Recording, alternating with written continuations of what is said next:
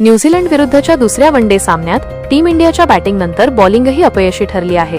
285 रनचं आव्हान वाचवत असताना टीम इंडियाची फिल्डिंगही निराशाजनक झाली आहे.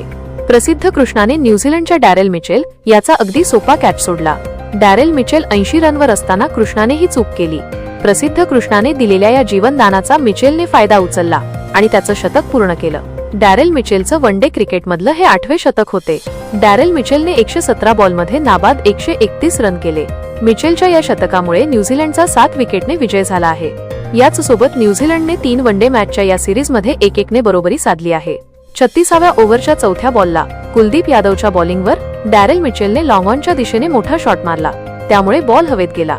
लॉंग ऑनवर उभा असलेला प्रसिद्ध कृष्णा कॅच पकडण्यासाठी आला, पण अत्यंत सोपा असा कॅच पकडण्यात कृष्णाला अपयश आलं.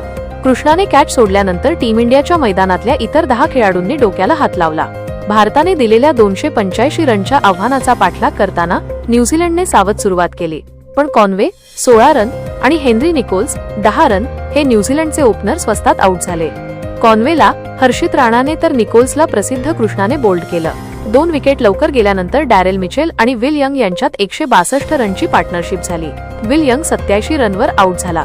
त्याला कुलदीप यादवने पॅव्हेलियनमध्ये पाठवलं. डॅरेल मिचेल 131 रनवर आणि ग्लेन फिलिप्स 32 रनवर नाबाद राहिला. या सामन्यात न्यूझीलंडने टॉस जिंकून पहिले बॉलिंगचा निर्णय घेतला.